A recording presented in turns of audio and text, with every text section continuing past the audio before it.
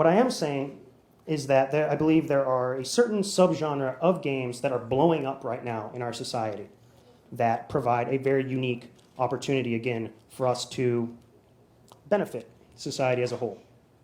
And I'm going to get into them. These are actually some of the most popular games, and they're popular for reasons I'm going to get into. These games are esports. Does anybody here have any idea what I'm talking about? Well, that's what's up. Electronic sports. Anybody pissed by that? I know a lot of really intense people get really mad about it if I say anything else is a sport besides football. But I'm a big football fan too, so please don't beat me up. Some of the games I'm going to be talking about are Valve Software's Dota 2, Riot Games' aforementioned League of Legends, and Blizzard Entertainment, the makers of World of Warcraft, their second installment of StarCraft. And these games are specifically unique and specifically suited, I believe, to a higher level of aesthetic engagement, saving the world type stuff, because they are highly complex and highly competitive. And they are built from the ground up to be so. This isn't just like a few people who are like, oh, bro, I'm going to challenge you to Tetris. I'm like, yeah, dude, I'm going to bet you I can beat you at Tetris. Oh, dude, we should have a tournament. Yeah, that'd be sick. It's not like that. It's coming directly from the game producers. When they sit down, they're like, let's make a game that's going to be watchable, and it's going to be worthy of your time because, my God, if you've ever played any of these games, I've played League of Legends and StarCraft for 2.5 years, and I'm just getting it. I'm almost there. I kind of understand how to play the game. My God. And it's highly competitive. The whole point of this, they knew when they were making these games that there would be leagues and people being paid to play these games. They were aware of this, and that's why they're making these games. So, I have to establish for you right now that esports is in fact a legitimate thing. Again, these are not two dudes in their basement playing Tetris, and they get they got a big check from down the street. They're like, oh man, I won $4. Yeah. It's not like that.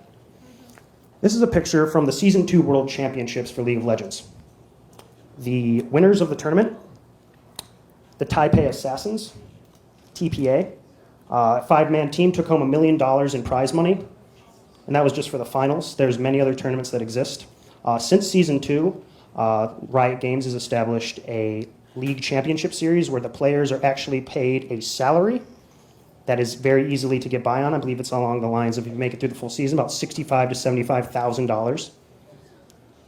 And also, of course, video games are growing. They are an unstoppable force. The Season 3 World Championships, which I will be attending every single day of. First few days of my boy Tim. I am so hyped. Season 3 World Championships, they're being held in Los Angeles at the Staples Center. That's where the Los Angeles Lakers play basketball. That's pretty mainstream. Tickets, 15,000 tickets were sold out in about 25 minutes.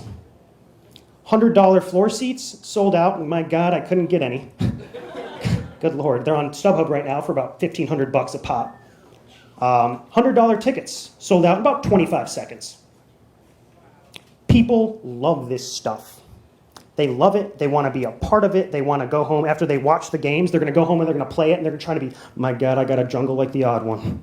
I need to do it. I need to make it happen. And people don't just watch these games live. They don't just travel from all around the world. They watch these games live streaming. Dota 2 just had their international, which is kind of like their Super Bowl of Dota. 1 million unique viewers were watching it concurrently. 1 million people at one time were watching people play professional Dota 2. League of Legends just recently had their All-Star Weekend in Shanghai. They had a total of 18 million unique visitors over the course of the weekend. People love this stuff.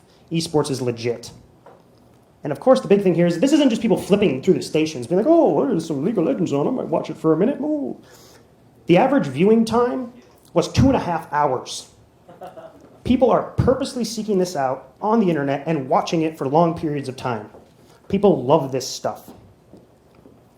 Okay, so pretty legit. People love it. Great. But still, right, this is some dudes, all right, tens of thousands of people watching live, millions of people watching online, basically watching some bros play Mario Brothers, right? Right?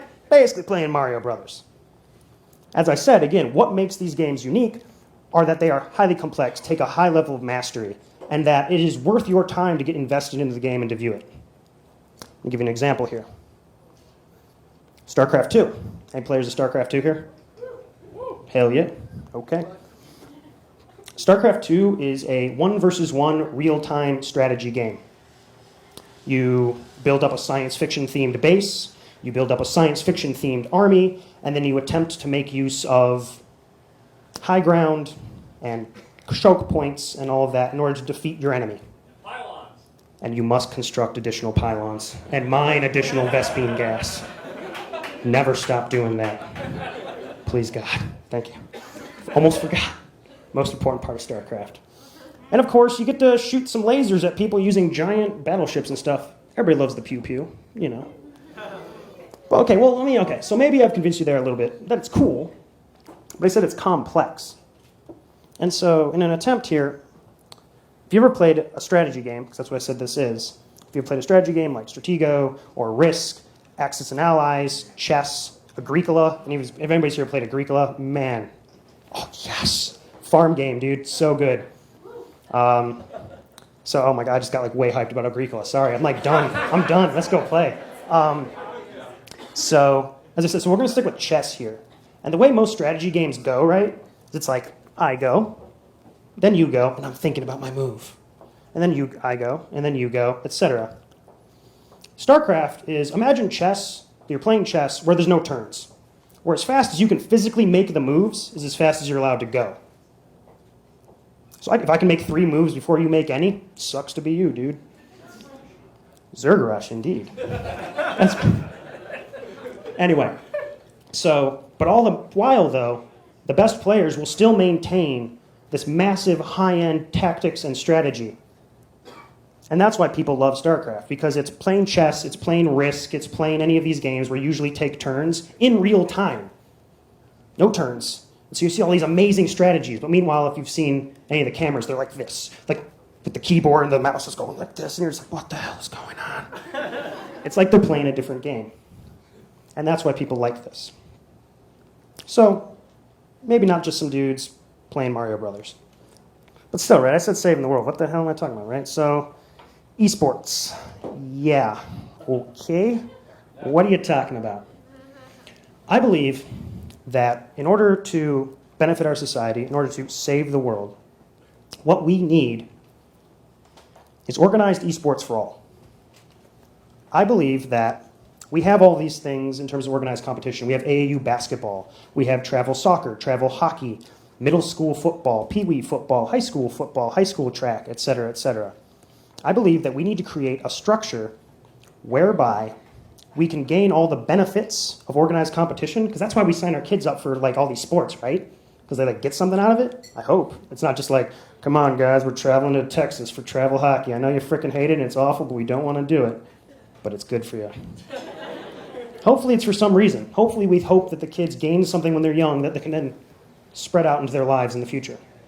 And I believe that traditional sports does not have a monopoly on all of these positive things that come from organized competition. And I believe that we need AAU, League of Legends, and we need high school StarCraft. And we don't just need, oh, it's a club, and we have fun, and we sit there in the cafeteria, and we got like, again, as a high school educator, I feel so bad for all the people that run like the anime club and stuff. Oh, it's always like the worst guy, because he's sitting there and he's like, people like wearing cat ears and stuff, and they're just like, and it's just like, and this guy's like, what the hell are these kids doing? We need people that actually know about these things to like coach them. We need coaches, we need practices, we need it to be legit. So the question is now, well, why do we sign our kids up for all this stuff? What benefits come from organized competition? That's my boy Brady Hoke. Love that guy. Looks like Fred Flintstone, but my God, he is awesome. Just look at that. Look, he's commanding the troops. Will Campbell. Oh, man. Choked up right now. Okay. I believe that these are 3 of the major things we sign our kids up for sports. I believe you can gain a sense of responsibility. I believe you can gain a sense of healthy competition and self-confidence. And as I said, again, this is something that I do not believe that traditional sports has some kind of monopoly on. I believe all forms of organized competition, taken seriously, you can accomplish these things. And again, kids can learn them from a young age, and they can make use of these same lessons in their later life. What the hell just happened? Your mom? Connected to Keynote on your mom? This thing's like harassing me. My mom. Okay, it's back. Sounds like Major League Gaming. Yeah. And we'll actually get to something like that. So now the question is, though, like, what do people believe that we can accomplish with organized competition? Quote from Vince Lombardi. He says, individual commitment to a group effort. That is what makes a team work, a company work, a society work, a civilization work. It's about as epic as you're gonna frickin' get, dude. Like that, this dude's like, when I say like gaming or like organized competition could save the world, Vince Lombardi, even though he's dead, R.I.P., he can be like, hell yeah. So I can't read this except and see that this guy believes that you can learn from a young age through organized competition how to become a better person. And I believe it's as true as it is in football with Vince Lombardi as it can be with League of Legends or StarCraft or Dota 2 or any games that might be coming out. We can save the world with this. 2 more. Now the question is, well, what needs to be done? And what's already being done? I think it's interesting. There's 2, you're talking about MLG and your mom and whatnot. If you've ever been on the internet, it's not a really nice place. If you've ever read a YouTube comment page, yeah. Or if you've ever been on Xbox Live, you know that things are not exactly all beaver cleaver up in here. And so it's actually very interesting is that gaming companies are like taking charge of this. Riot Games has a player behavior support team. Those poor bastards. And it's full of PhDs in neuroscience, cognitive psych, and behavioral psych whose job is to make the internet a kindler, gentler place. It is their job to try to promote positive behavior in their game and to eliminate negative behavior. So these gaming companies are interested in this. They want to say, how can we use video games? Because they believe in video games. If you've ever met one of these guys that works for like one of these high-end companies, my God, they love this stuff. They believe that gaming can save the world. They just need a little bit of help. And I believe that that's what we need. We need an organized structure whereby kids from a young age can learn these lessons that will move on into their future endeavors. Lastly, okay, so what can you do? I love that picture. Oh my God, I love that picture. So, what can you do? Well, if you're a gamer, whoop whoop, if you're a gamer, you can think about, okay, well, why do I game? Why do I do this? Is it just to like, my God, I hate my life, I gotta come home and kill some people on Call of Duty. I need to do it. Or even if you're playing Call of Duty, can you engage with it more? Can you learn about yourself? I believe that you can gain things in gaming. If you're a gamer, I swear to God, start some gaming evangelism. Be like, hey man, I've already done this. You guys, any players of Magic the Gathering out here? Hell yeah. Magic the Gathering, recently I was sitting around and I was like, none of my friends know how to play Magic. So I bought some cards and every time people come into my house, I make them play. I swear to God, I'm like, no, but we got beer though. We have beer. They're like, oh. All right, sounds good, excellent. And then I guess I actually live tweeted my friend's first match. Tim tapped his first land. It was like, oh my God, sending my kid off to school. So gaming evangelism is a big thing you can do. Non-gamers, give us a shot, man, for real. Like, when you see someone playing video games, and this is the big thing, I've actually told my buddy's girlfriend this. So it's like, if you're playing 10 hours a day, you better be like going pro. So that's a big thing I told her to do. I'm like, so I get him, she was like making fun of him. She was like, I was like, ask him what rank he is. She was like, what rank are you? It's like, bronze 1. She was like, noob. That's important to do. But beyond all the jokes, show an interest in what other people are doing. Because I truly believe that positive things can come from gaming. Truly positive things. But it also requires us as a society to kind of be like, yeah, it can. Because we usually sit down and we're like, okay, this is what games are for. Games are for to like waste your time. Games are, just to have fun at best. But I believe that we can use games to save the world. So, what's going on here? And we are going to save the world the only way it's possible. By making better citizens, better teammates, better fathers, better mothers, better brothers, better sisters, better daughters, and better sons. That is how we're going to save the world. We're going to save the world the only way it's possible. By giving all of these good lessons at a young age. I would like to thank everybody who's come here today. I'd like to thank Nerd Night for just providing a bomb-ass opportunity for I just said bomb-ass, I'm sorry. It just happens.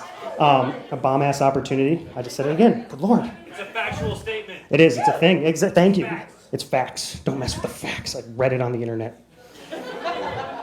So, I'd like to thank Live. I'd like to thank everybody. I'd like to thank my family and friends for coming and like somehow putting up with the fact that I'm a crazy person. And I would just like to leave us with. So again, as I said, gaming, it's not the only thing. And that's what's amazing about Nerd Night, is like every single one of us do like really awesome things. And so push people to become more aesthetically engaged. And whatever you do, go out and be like, if you don't want to do gaming evangelism, do whatever the heck you do want to be evangelism. Like, watch, look, I do this awesome stuff. Check it out. You should do it too. And that's how we will save the world, by all of us doing that. And I challenge all my students. My students think it's really lame when I do this, though. But I'll say it to you as well. And I will say, go forth, drink a beer, and be awesome. Thank you so much.